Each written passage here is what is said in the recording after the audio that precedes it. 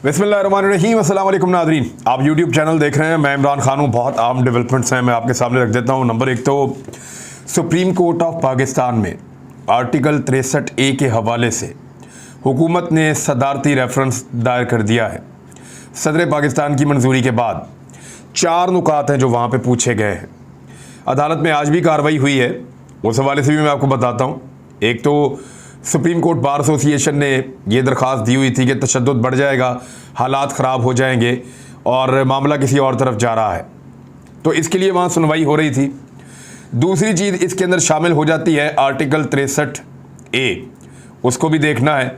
और तीसरी चीज़ बीच में शामिल हो गई कि क्या स्पीकर कौमी असम्बली ने आइन के आर्टिकल 6 की खिलाफ वर्जी कर दी है। आर्टिकल 6 यानी वो गद्दारी का, आइन से गद्दारी, और उन्होंने आइन को तोड़ दिया है। यानी आइन ये कहता है कि जब कोई रिक्विजिशन जमा करवाए कौमी असम्बली का इजलास बुलाने के लिए, तो 14 दिन के अंदर अंदर इजलास बुलाना होगा। अब इजलास बुलाना होगा ये लिखा हुआ है, ये नहीं लिखा हुआ कि इजलास करना होगा।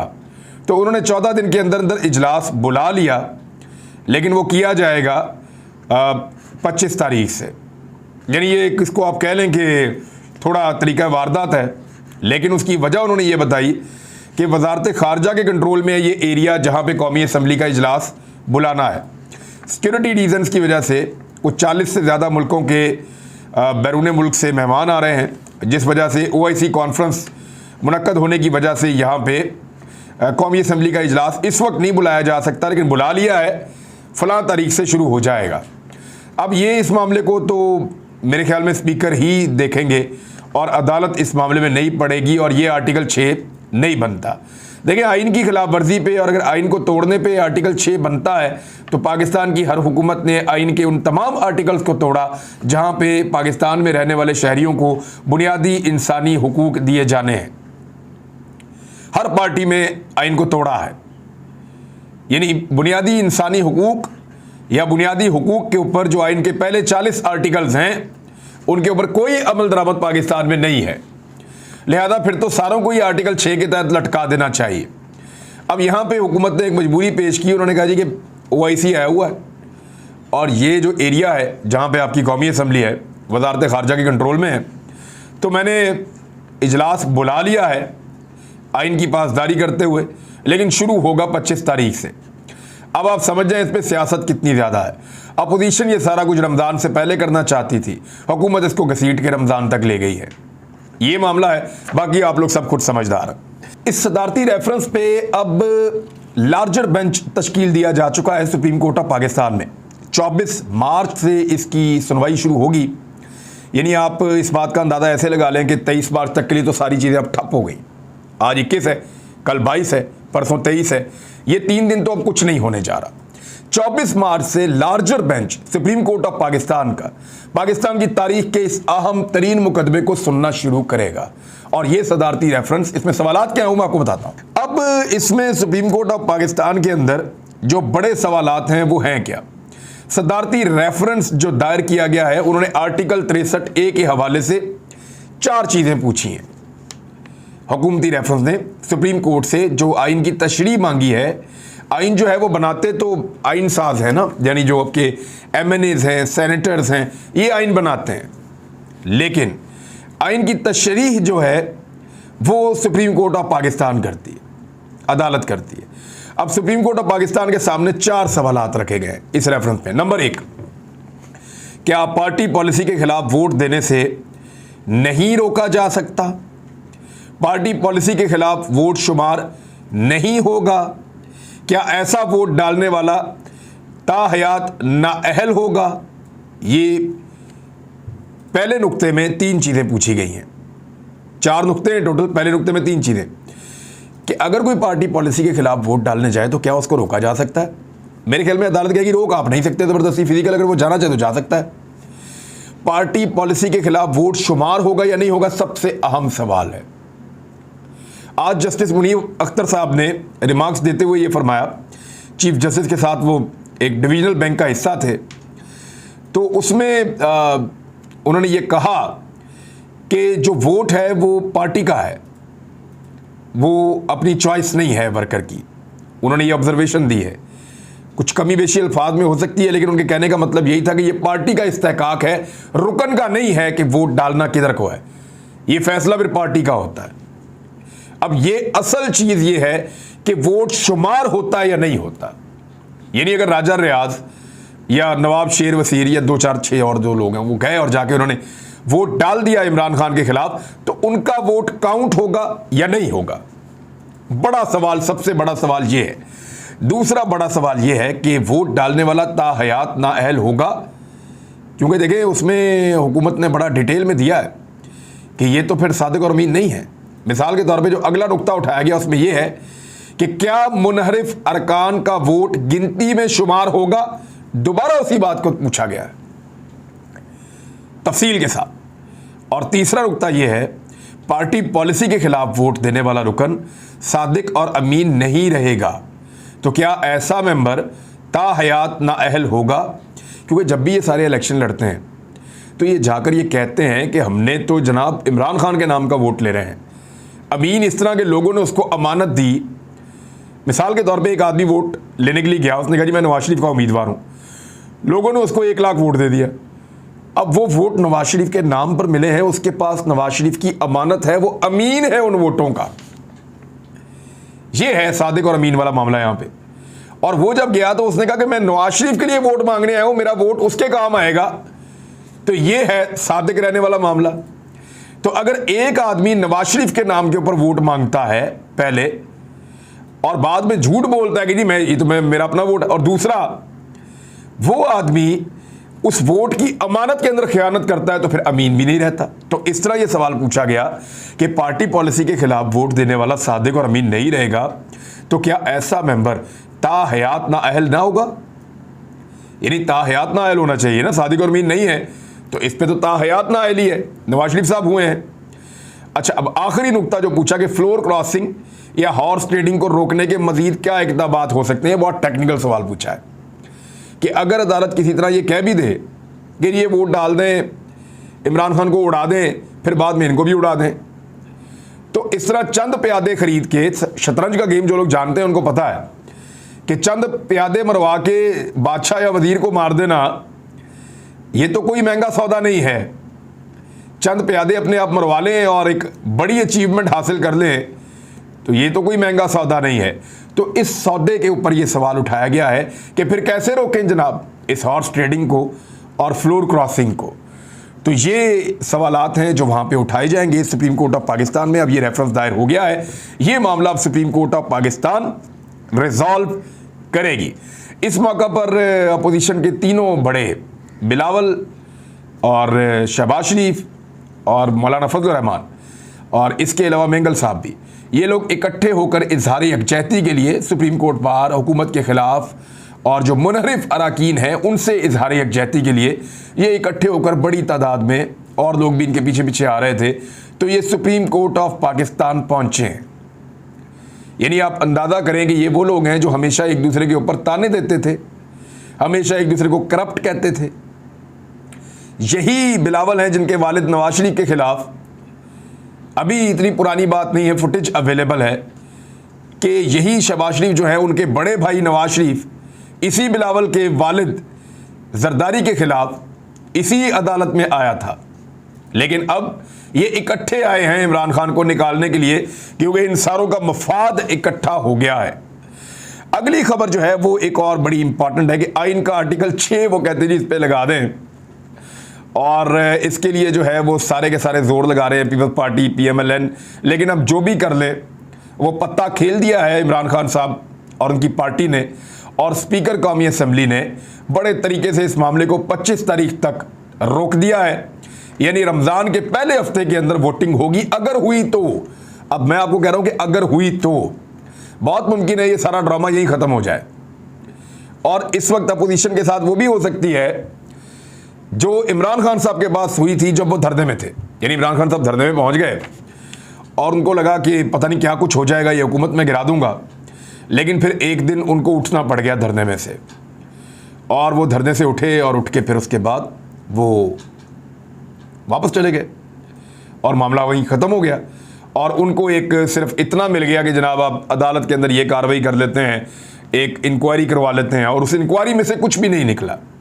तो अगर इसी तरह की कोई चीज़ होती है तो इस अपोजिशन को कुछ भी नहीं मिलेगा सवाए थोड़ी सी फेस सेविंग के।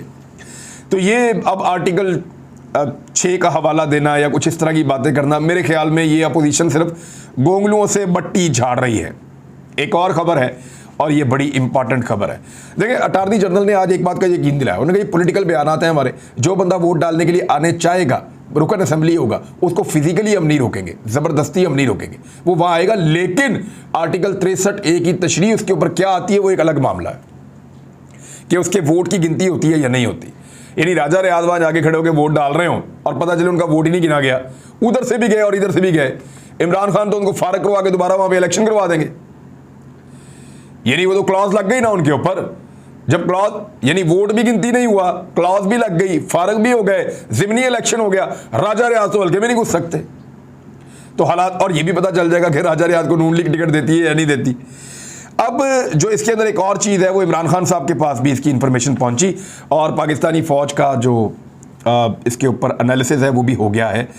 मेरी इंफॉर्मेशन के मुताबिक कोई ऑफिशियली उनका स्टेटमेंट नहीं आया, लेकिन पाकिस्तानी इदारे या पाकिस्तानी फ़ौज वो इतने बेवकूफ़ तो नहीं है कि आप उनको ऐसे बेवकूफ़ बनाएंगे। मामला क्या हुआ, जब मुस्लिम लीग नून और पीपल्स पार्टी और फजल रहमान और ये सारी जमातें इकट्ठे हुए तो इन्होंने ये तासुर दिया कि इदारे इनके साथ मिल गए हैं, और इन्होंने बार बार कहा कि हमें इशारा मिल चुका है, न्यूट्रल हो गए हैं जो इदारे थे। इस्टेब्लिशमेंट और फ़ौज के हवाले से पहले ये बहुत हर्जा सराई करते रहे हैं, उनके ऊपर हमले करते रहे हैं, लेकिन अब इन्होंने कहा कि हमें इशारा मिल गया है, मामला हमारे सेट हो गए हैं। शहबाज शरीफ तो इंटरव्यूज़ में ये भी कहते रहे मेरी मुलाकातें बड़ी करामत रही हैं और बड़ी ज़बरदस्त रही हैं।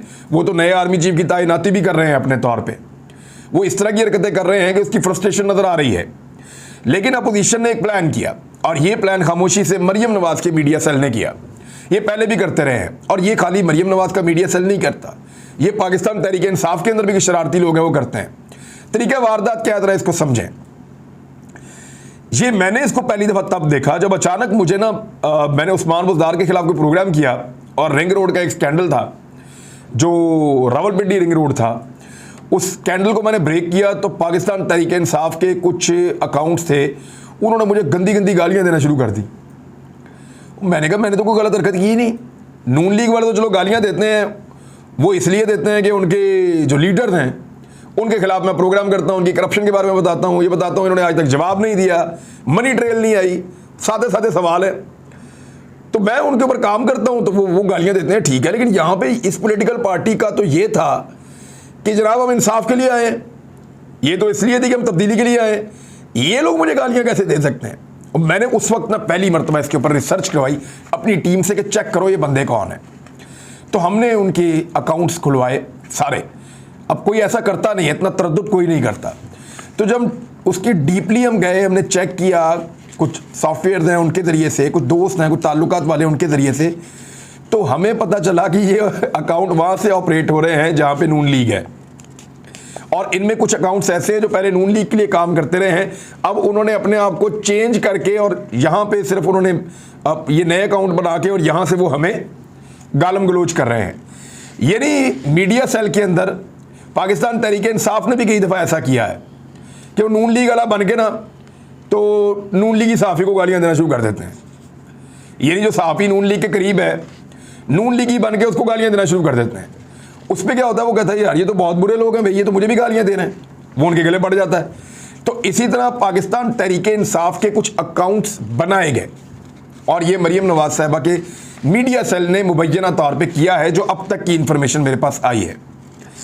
और उन अकाउंट्स के ज़रिए से जब ये तहरीक-ए-एतमाद का मामला हुआ तो पाकिस्तान की अफवाज को बुरा भला कहा गया और लगातार कहा गया, बड़े गंदे मैसेजेस किए गए, इवन गालियां तक दी गई, और फौज को ताने कसे गए, जर्नैलों के ऊपर हमले किए गए, फौज का बजट, ये वो सारी डिस्कशन जो PMLN वाले करते थे वो सारी चीज़ें उन्होंने निकाल के कॉपी पेस्ट की और तहरीक इंसाफ के अकाउंट्स चंद बना के उनसे उनको वायरल कर दिया। अब जब ये चीज़ जो है मंजरे आम पे आई तो इसको फौरी तौर पे PMLN के जो लिबरल ब्रिगेड है जो बाहर बैठे हुए हैं ज़्यादातर, उन्होंने उठाया और उठा के उन्होंने उसको पेस्ट करना शुरू किया, रीट्वीट करना शुरू किया कि ये तो पीटीआई वाले भी पड़ गए आज फौज को। हालांकि पाकिस्तान तहरीक इंसाफ ने अभी तक ये फैसला नहीं किया कि उनके खिलाफ जो कुछ भी हो रहा है इसके खिलाफ, इसके पीछे फौज है। तहरीक इंसाफ ने तो अभी तक नहीं कहा, इमरान खान ने भी अभी तक नहीं कहा। जब तक उनके पास कोई सॉलिड एविडेंस नहीं होगा, जब तक कि उनके पास कोई फर्स्ट हैंड इंफॉर्मेशन नहीं होगी, वो तब तक तो ये बात नहीं करेंगे। और उनके ये इल्ज़ाम लगाए बगैर उनका सोशल मीडिया फौज के ऊपर अटैक कर दे, ये तो हो नहीं सकता। तो इन अकाउंटों की जब छानबीन की गई, इदारे भी लाजमन इस नतीजे तक पहुंच गए और हुकूमत तो बिल्कुल पहुंच गई और उन्होंने आज इसके ऊपर ब्रीफिंग भी ली और ये अकाउंट जो है वो बेनकाब भी किए, पता भी चल गया ये कहाँ से बने और कैसे हुआ।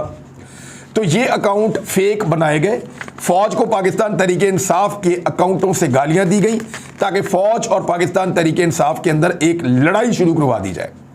वो पीटीआई का वर्कर है, उनको लगा कि हम उनके जैसे अकाउंट बना के फौज से लड़ेंगे, आगे रद्द अमल आएगा, ये सारे मिलकर लड़ पड़ेंगे और पूरा का पूरा पाकिस्तान तहरीक इंसाफ का सोशल मीडिया जो है वो फौज के खिलाफ खड़ा हो जाएगा आके। लेकिन इससे पहले कि ये होता, पाकिस्तान तहरीक इंसाफ ने इसको भांप लिया और भांप के चोरी पकड़ ली। अब एक और चीज़ है, बिलावल भुट्टो जरदारी साहब का एक स्टेटमेंट आया, जरा स्टेटमेंट मैं आपको बता देता हूँ, फिर आपको उसके बारे में एक बहुत अहम फैक्ट अभी बताने जा रहा हूँ। बिलावल ने कहा कि ओवैसी पाकिस्तान के लिए नहीं हो रही, अच्छा है कि हो रही है लेकिन पाकिस्तान के लिए नहीं हो रही, ये तालिबान के लिए है। एक तो ये अफगानिस्तान के लिए, तालिबान के लिए नहीं है। तालिबान को तो अभी तक हमने तस्लीम ही नहीं किया और तालिबान को तो अभी तक पूरी दुनिया में किसी ने तस्लीम नहीं किया। जो मुल्क आ रहे हैं उन्होंने भी तालिबान की हुकूमत को तस्लीम नहीं किया। ये सिर्फ अफगानिस्तान के लिए, भूखे प्यासे अफगानियों के लिए है। ये उनके लिए है जो बेचारे गरीब हैं, कमज़ोर हैं, भूखे हैं, मजबूर हैं, ये उनके लिए है। तो बिलावल भुट्टो जरदारी साहब, आपका बोगस जो है ना, वो आप ये नेशनल कॉज को भी बार बार डैमेज कर रहा है। इससे पहले आपने कहा कि हम नहीं होने देंगे ओआईसी, कितनी ज्यादती वाली बात है। अब ये कह रहे हैं कि अब वो तालिबान के लिए, ये वो पाकिस्तान के लिए नहीं है, भाई अफगानिस्तान के लिए, गरीब और कमज़ोर अफगानियों के लिए है। और दूसरा, जब आपके नाना ने बुलाई थी पाकिस्तान के अंदर ओआईसी की सरबराही कॉन्फ्रेंस 1974 में, वो किस लिए थी? वो पाकिस्तान के लिए थी। वो भी पाकिस्तान के लिए नहीं थी भाई, वो भी अरब और इसराइल के लिए थी। पाकिस्तान के लिए ओआईसी, अल्लाह ना करे पाकिस्तान किसी जंग में, या पाकिस्तान जो है खुदा न खास्ता पाकिस्तान पे किसी ने हमला कर दिया, या पाकिस्तान में कोई कहता आ गया खुदा न खास्ता, तो पाकिस्तान के ऊपर ओआईसी, अल्लाह ना करे कि कभी हमारे ऊपर ओआईसी हो, हमें कोई ऐसा मसला ही ना हो।